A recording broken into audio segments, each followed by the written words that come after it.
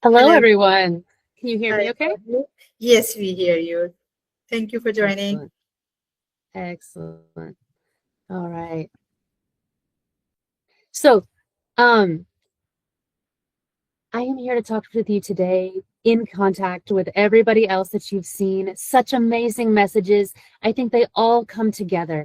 And here at the end of our time together, we are going to address the self-advocacy aspect. The idea that we are our own best advocates, that whether it's for growth or the impact that we have in the world, that we are the ones that guide our own light. If we believe that we deserve the space in the narrative of the world of impact, then we truly are going to fill that space. But we must believe that that space should be ours. Let's see. There we go. Thank you so much. So in 1996, so long ago, I decided to move halfway across the world and live in Kazakhstan. I wanted to teach. I wanted to learn about the world. I wanted to learn about languages. But this was my first teaching assignment and my first group of students, my first real opportunity for impact. And I had no idea if I could do that. I didn't know if I would be a good teacher. I didn't know if I would make a difference in students' lives. I didn't know if I would enjoy living somewhere so different, so far away from my family and from the things that I knew. But if I hadn't taken that leap, if I hadn't advocated for myself, if I hadn't applied and given it a chance, tried to accomplish my own goals, take my own space in the narrative, then I would never have known what I was capable of. So when you think about all of these things across your options, right? Your menu of options that you have before you, thinking about what will bring you the greatest joy and the greatest challenge and the opportunity to expand yourself as much as possible. Next slide.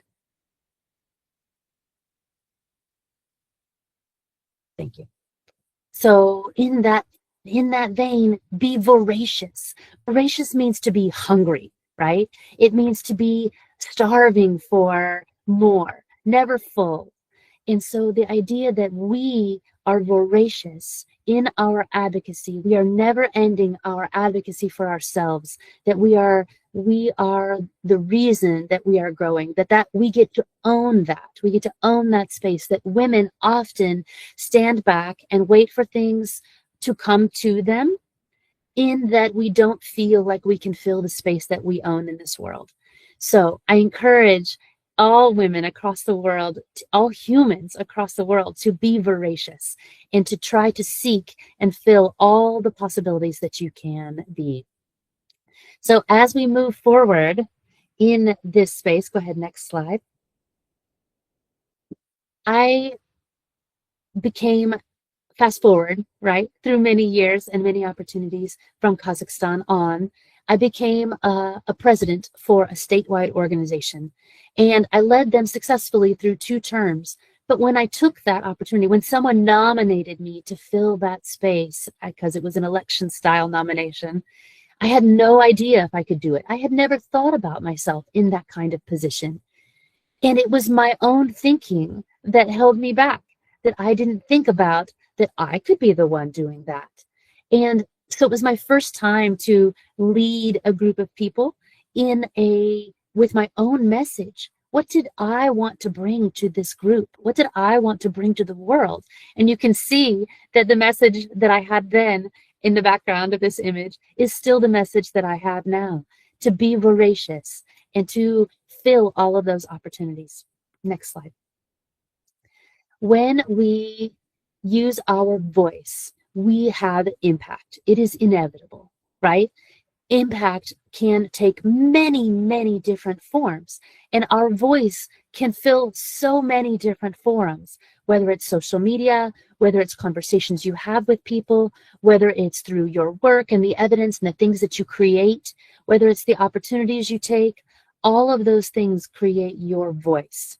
And so our voices then become this sort of way of being, right? It becomes our essence that we carry with us in the world. Next slide.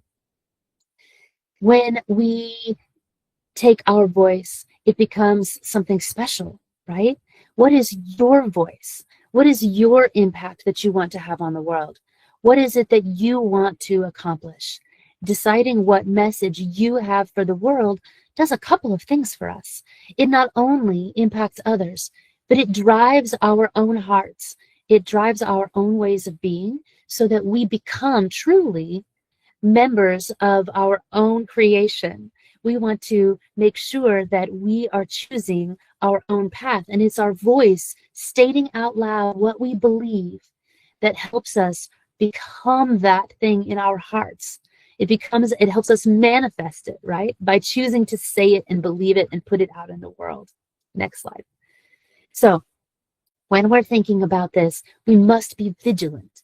So to be vigilant means that we are aware, paying attention, alive, right? Really seeking from first all the things. So when we are to be vigilant, we are seeking those opportunities. So not waiting for them to come to us, but rather advocating for ourselves. We are going to seek the opportunities. What is it that you want to be in this world? And not only are you wanting to be that thing, you're carrying with you the message that you have along the way. Next slide. So when we think about this, what you think becomes the reality. It becomes the opportunity to create that vision, right? So what we decide, what we look for, what we say, that becomes the reality that we experience. Not that there aren't outside influences, right? Of course there are. But we still have control over what happens in our own minds, and we have control over what happens in our own hearts. Next slide.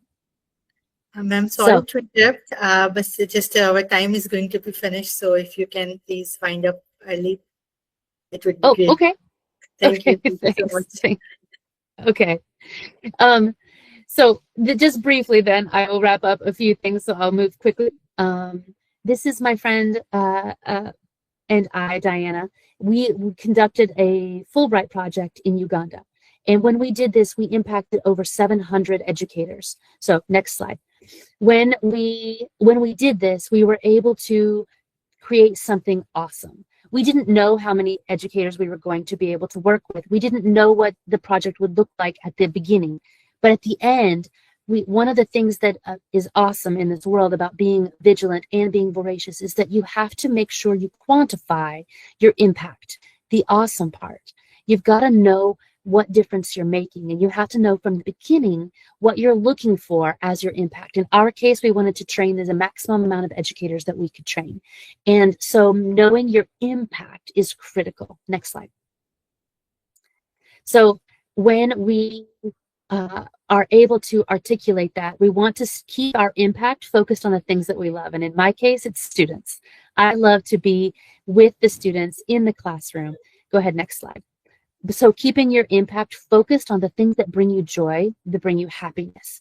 And knowing that impact really helps to know that you are aware of the difference that you're making. That makes all the difference in the world. So I'll go ahead and wrap up there.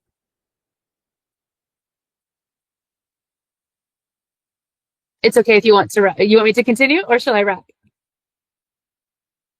Yes, if you can wrap up, that would be great. Okay. Yeah. We would really love to hear from you, but we are short of the time because our guests, other guests are also waiting. Thank you so much. You can just go to the last slide and wrap up, please. Sounds good. So in the end, being voracious, hungry for opportunities, hungry for finding yourself, being vigilant, and making sure that you are taking those opportunities, you're hungry for them, and then knowing your impact, making sure that you are your own best advocate as you move through your space and time. Thank you so much for the opportunity to talk to you.